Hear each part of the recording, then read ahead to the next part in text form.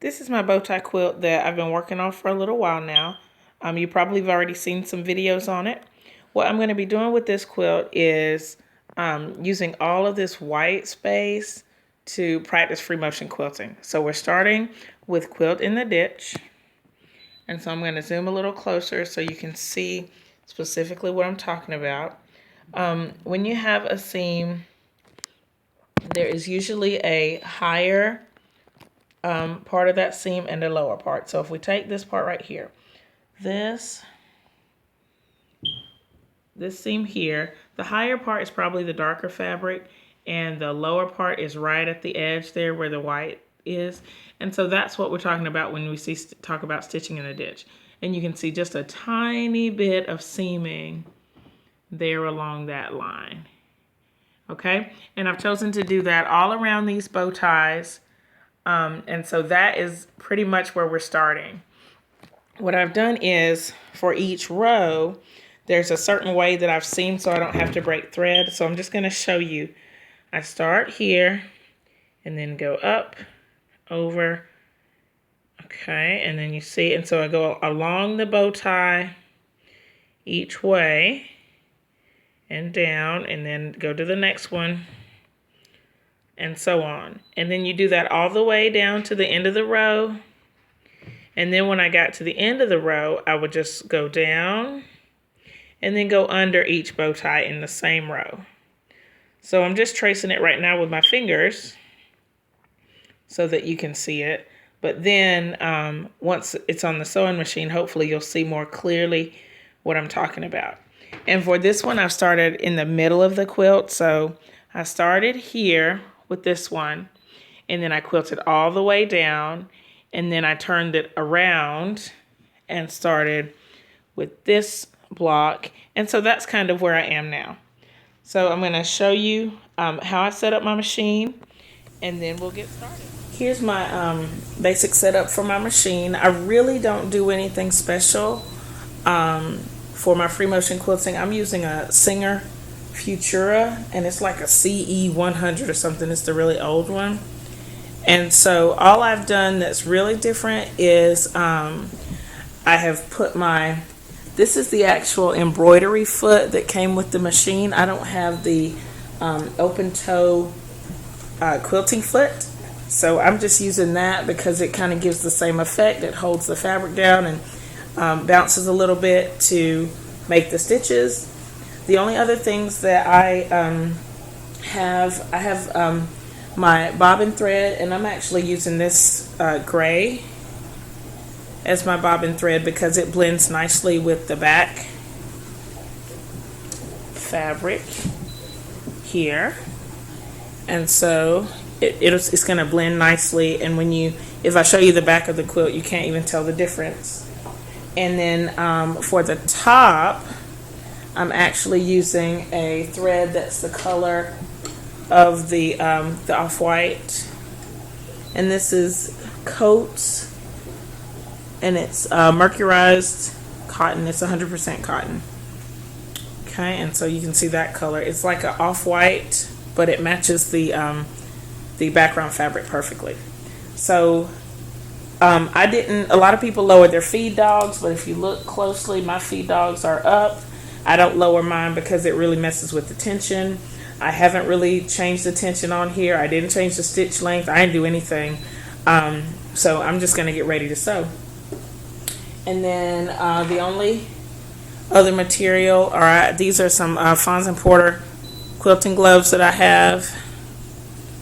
And I got them, they were like $3. They're probably not the best, but I think they're a good thing just to learn, and they do have the grippy side. So I'm going to go ahead and pull the quilt under the machine, and we'll start stitching. So I've never done this on camera. I'm a little nervous, but it'll be all right. So what I'm going to do is I've spread this quilt out over my big kitchen table so that I won't have as much drag. It won't be so heavy as I'm moving it back and forth. All right, and now all I'm going to do is I have my gloves on. First I'm going to bring the thread up to the top, bring the bobbin thread up, and all I've done is drop the needle, lifted it up, and then brought the thread up to the top. I don't always do this, but I'm doing it now. It helps me remember where I need to, it's an easy reminder of where the threads need to be. Push back in there, moving my pins. I had pins there to remind me which direction to go.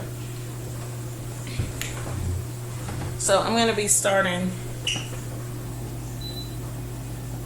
going to the left. Move the camera. I'm actually going to be quilting to the left first, just to keep my direction. And so I'm going to be going left and then down and so on around till I finish this row. So I guess the main thing that you remember is they say fast feet and slow hands, I guess. So here we go. Unlock the stitches.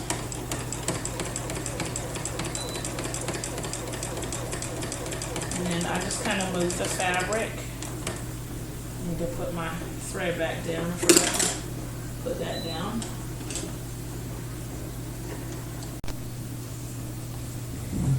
Okay, and so I only stop to reposition my hands.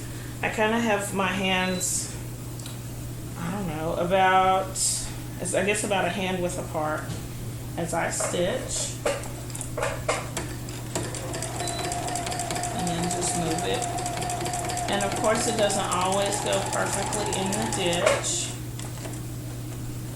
And that's okay, because I'm going to actually, this quilt is actually going to be a free motion sampler for me, so I'm going to try lots of different stitches in this backspace. So I just stop for a second to reposition my hands, and then I'm just moving the fabric over, and then I try to stop in the corner.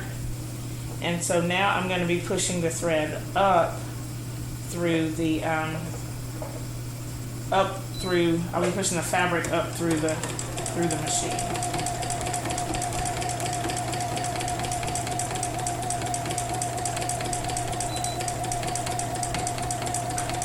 And then I'll stop to pivot.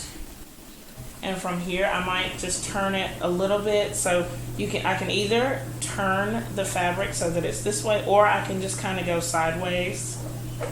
And that's one good thing about this, is that you get to practice moving your fabric at all different angles.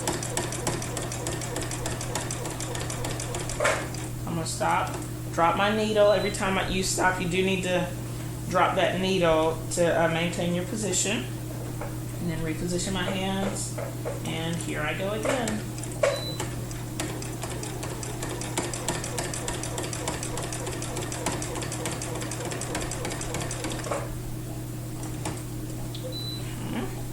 And then again here I can either turn the fabric or I can just go sideways.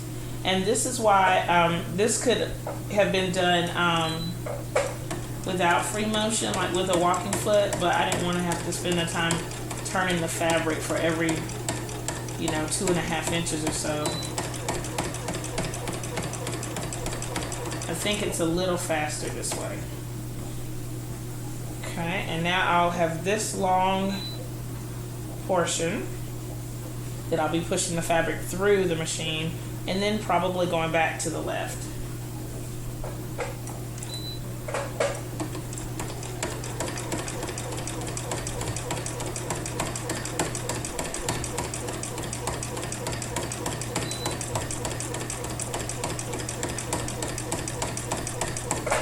Stop for a second, reposition my hands and move the fabric a little bit.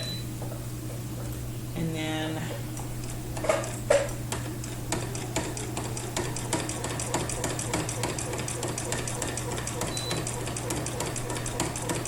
in here you can really see an area where I didn't match my seams as well. It's not going to matter that much. Once everything is quilted, you won't be able to, it won't be a big deal. Alright, so now I'm going to start moving my fabric to the right to cover this portion to the left.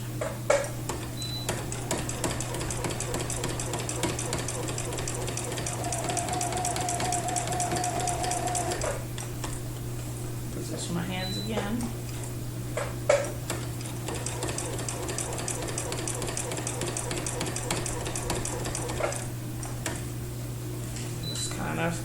smooth the fabric out, and it's just kind of slow and go like this until it's all done.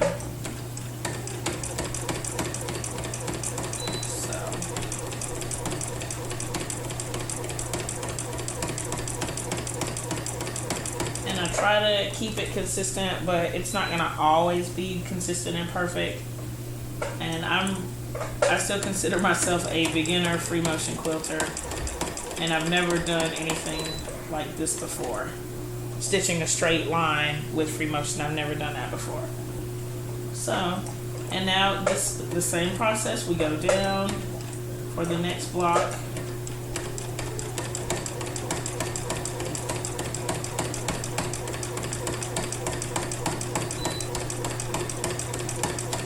And I'll do another one on camera, and then we'll take it off and show you, hopefully. Alright, and then here we're going diagonal and then across again. So I'll just kind of push it, I'm kind of pushing the fabric diagonally up to the left.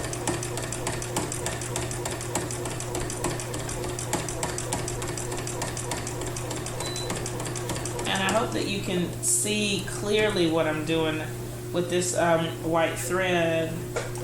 I know it's going to be a little bit tough, but the thread really blends in with my project. So, and of course, when you're working on your own projects, hopefully you can decide if you want to do a coordinating thread that blends with your fabric, or if you want to do something contrasting. And with this, I just know I want to use the white thread for the top and the gray thread for the bottom.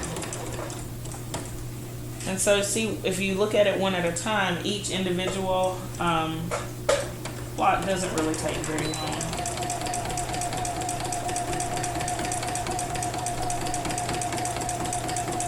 Okay, now I'm going to stop my needle, and then kind of move my fabric through a little bit. Once it gets too, you kind of will feel when it gets too cumbersome for you. And you'll also have to decide what speed you work the best at. And it varies from person to person.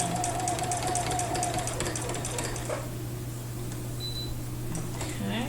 And now, I usually don't like to take, well, I take my pins out as I go, so I haven't taken them all out, but since this one is going to be right in the way, I'll just move it out of the way. Then,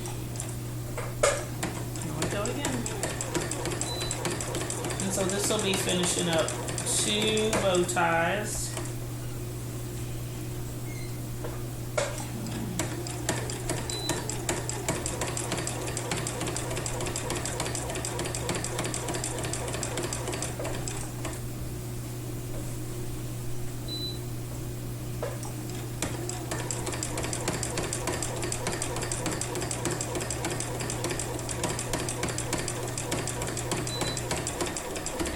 When I get to the end, since I want to stop here, I'm just going to move back and forth in the same spot to lock that stitch. I'm going to pull the thread out just a little bit so that I can cut it. And so I'll cut it here and then underneath.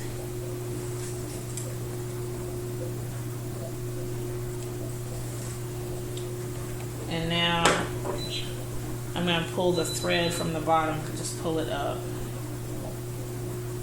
Okay.